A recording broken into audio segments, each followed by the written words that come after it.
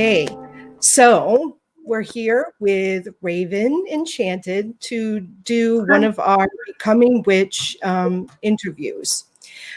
So, Raven, well, we're going to assume that you identify as witch, but what I'd like to know is, in the beginning, what drew you to study or research or look into witchcraft? What was it that really got you into it? In the beginning, it was like various things in my life that kind of drew me towards it. A lot of people know this, but in my practice, I offer tarot as a service, and the game Binding of Isaac actually got me into tarot and runes and that kind of thing. And it's a video game, like that's really cool. And I have other like witches in my family that aren't like open, but they practice kind of in their own way. And I kind of grew up thinking, there's more, So there's a variety of things that drew me to it, and online it was really popular as well at the time. So how long ago was this? Oh, I'm gonna say about almost 6 years ago. Okay. About. Okay. So if you don't mind me asking, you can definitely skip this question, but how old were you then, 6 years ago, when you first started getting it? Like 13. Okay, so you were a teenager, definitely. Yeah. Yeah. Okay. And after you started researching all this and really getting interested in it, when did you identify as witch? When did you say, yes, I'm a witch? I always knew there was something different. Like I have been able to communicate with spirits since I was very young. And so I grew up knowing there was something different. Mm-hmm. Not necessarily like witchy, but it was different. And I guess I started being okay with adopting the label of witch and being known as witch quite a few months after I felt comfortable in my practice. So how long have you identified as witch now? Probably about 5 years publicly. Okay. Okay. So have you felt privately longer that you were witch? Yeah, definitely. So what type of witchcraft were you practicing when you first started, like, actively practicing your craft? I was into mostly divination. Okay. Because at the time, the online culture about it was very, you have to be in this specific box and you can't deviate. Say if you practice green magic, you can't practice baneful magic and like all that kind of stuff. I know there's still quite a bit of culture around that kind of idealization. Yeah. But I don't personally subscribe to that. I practice currently all different types, but when I first started out, it was mostly divination and candle magic and stuff like that. Okay. Okay. So was most of this practice done solitarily? You were by yourself, or were you part of groups ever? I was by myself for a big majority of the time, and the only group I've been a part of is your group on Skype that we were doing. Okay. So then can you describe to me, because we're talking, this whole series is talking about transitions or stagnation, having an established practice and then going through this chaotic time or almost like stillness and then reemerging from that. So can you describe for me what your transition or stagnation, what did that look like? What did that feel like? How did that manifest in your practice? Well, I go through periods of transition and stagnation within my practice almost constantly, um, which is beautiful. That's part of the human condition. Um, and I take these periods of stagnation as reflection periods.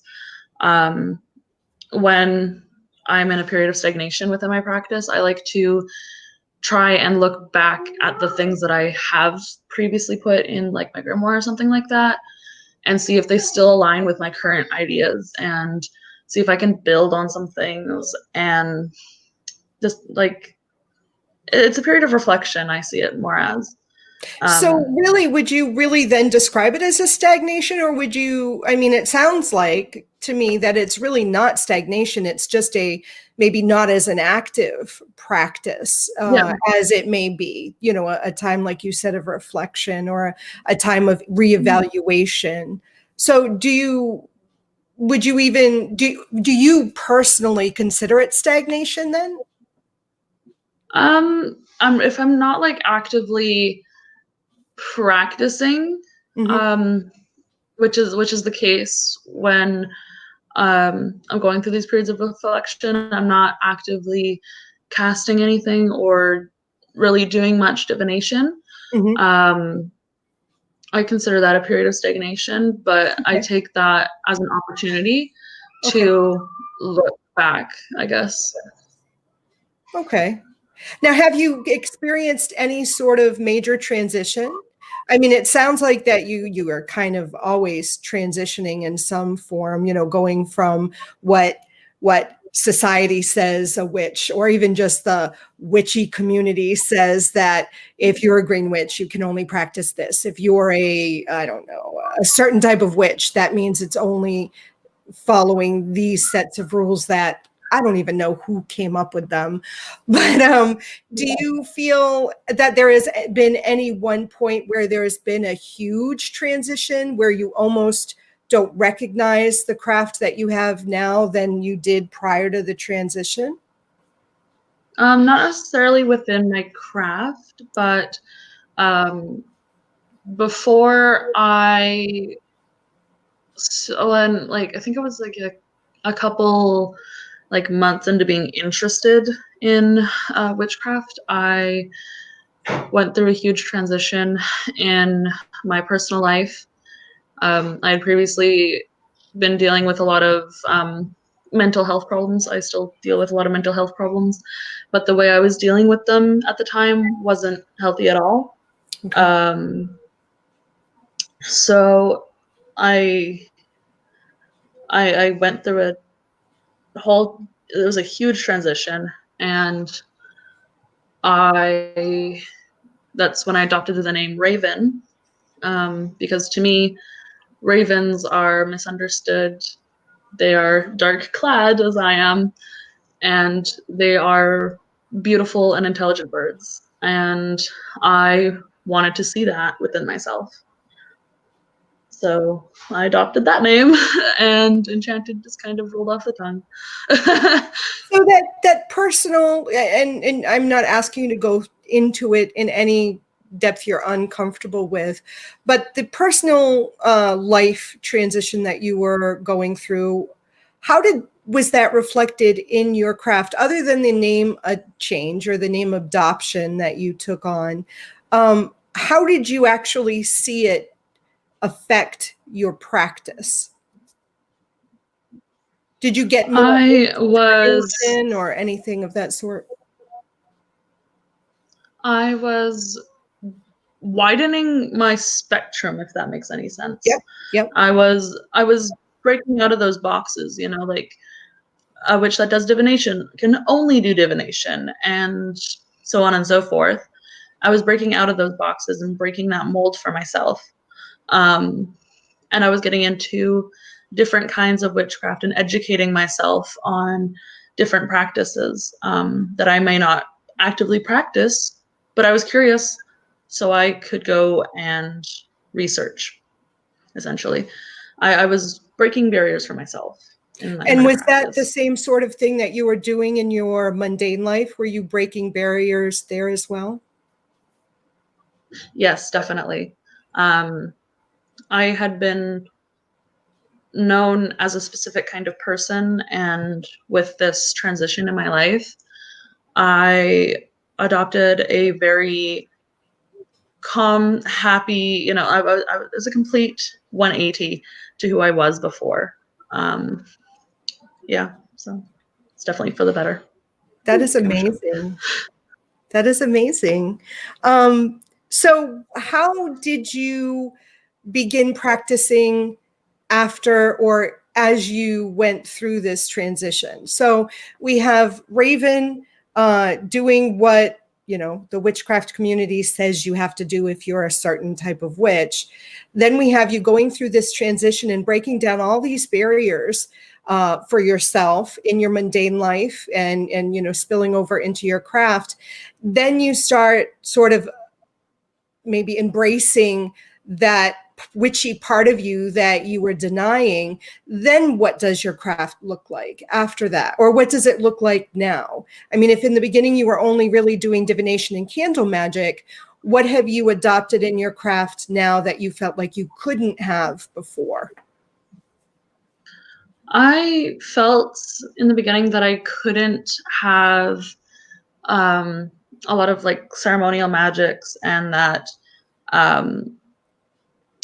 because like online researching that kind of stuff online can get a little tricky, and it I find personally that it sometimes becomes more opinion based than factual. And I'm not like trying to call out anyone here. It's just what I found in my research. This is from years ago. And with that, I realized I was being made to believe in things I wasn't standing behind, I do baneful magic. I do blessings. I do, you name it, I've probably done it to some degree. And I find that that is the best way for my personal growth in my craft, is to incorporate as much as I can without being, disrespectful to different cultures, and incorporating my own culture into it. And it's not a one size fits all. It's make it your own, is what I've found in the current time that we're in. I've had a lot of time to reflect on a lot of things. Yeah. So what does your craft, So, I mean, I assume you're still, and maybe I'm assuming incorrectly, so please forgive me if this is the case. You're still doing divination, you're still doing candle magic. What type of other things do you seem to be like your foundation or the core of what you do? Or how would you classify your craft now? Is it, how is it different or similar or? I practice a lot of green magic now. I have a lot of houseplants. I thought I couldn't have that when I was younger. Well, I was still living with my parents, but now that I live on my own, I have a ton of plants. And I find myself connecting with nature a lot more. I live in the middle of the Great Bear Rainforest, so it's very easy for me to do that. And the foundation, yeah, I'd say like connecting with the elements and spirits and divination, color and candle magic, and a lot of like not, I guess it would be considered a type of shadow work and astral projection meditation, that sort of thing. That's kind of the foundation of my craft. Nice. So is there anything that you would just shy away from as part of your craft now? Is there any like things that you just won't do? And I'm not asking this because there's a judgment on it's bad or good, but for you personally, are there things that just don't resonate with you? This hasn't resonated with me from the beginning, but like working with like the saints and angels, Okay. That doesn't really resonate with me personally. Neither does working with like, well, I have done that in the past, but like, I guess a lot of people would call them demons. Okay. That doesn't really resonate with me at this present time, although I have done some degree of it. I've researched it and done some stuff, but not currently. And those are, and like, of course, you know, closed practices, that kind of thing. But other than that, I don't think there's much that I could find that I would be that quick to shy away from, you know. Now, were these things like the angels and the demons and all that stuff, was it the same that you didn't really resonate with it before, or you just weren't interested in it before? Is this something that's changed for you during your transition? Or is it an element that just has kind of been, you know, steady, that it just never really resonated with you?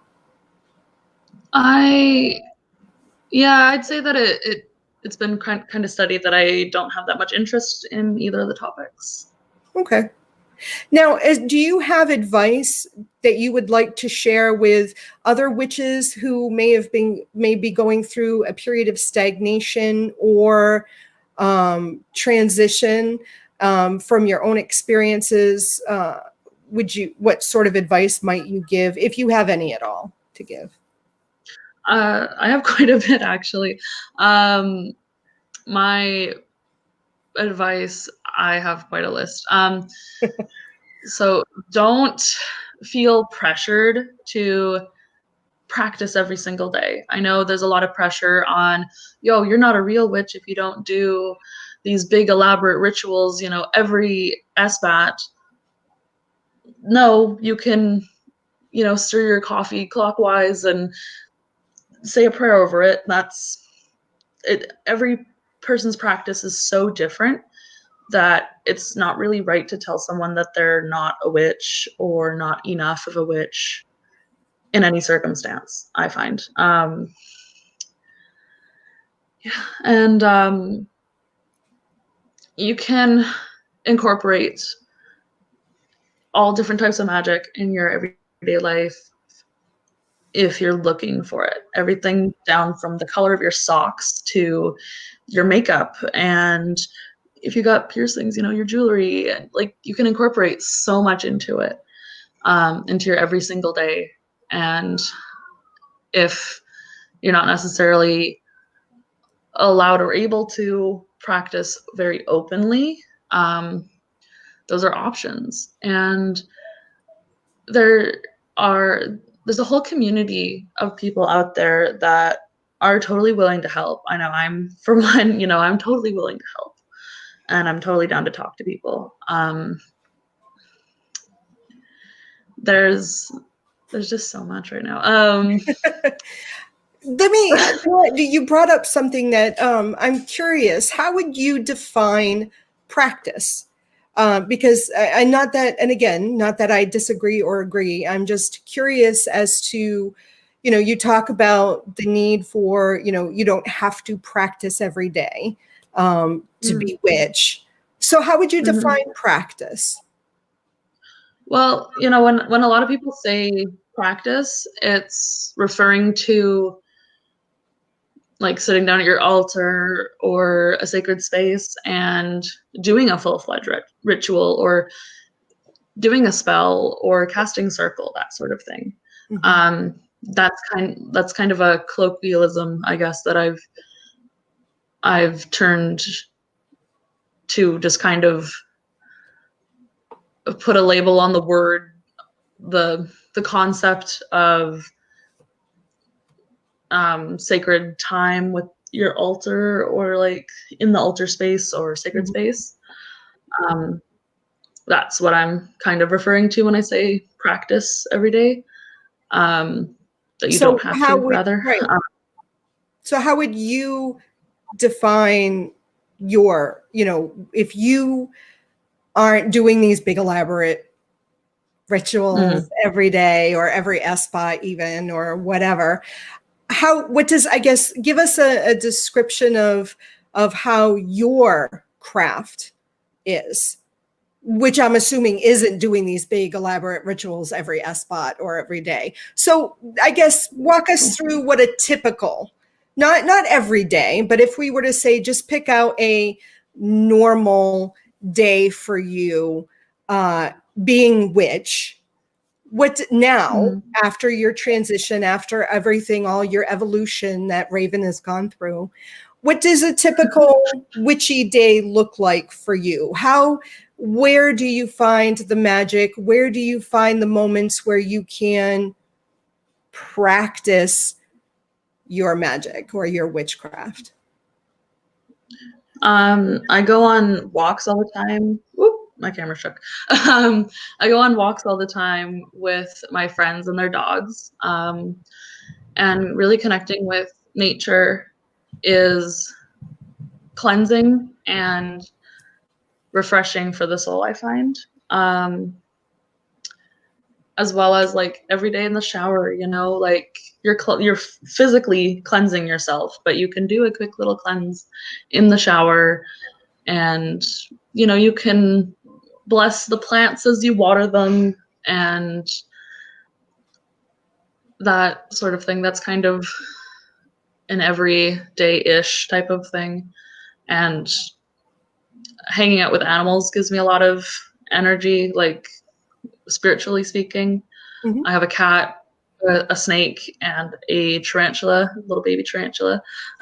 So hanging out with them and caring for them is, in a way, a magic of its own. Mm-hmm. And yeah, I'm not sitting down at my altar every single day. I'm not even meditating every single day. But I do things on the daily that bring me to that place, you know? Yeah, that's kind of.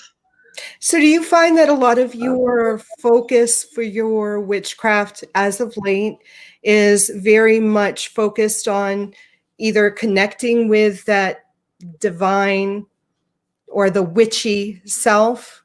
Because listening to you describe this, it really, and this isn't good or bad. Again, no judgment here. I think many of us need to do a lot more focus on our witchy self.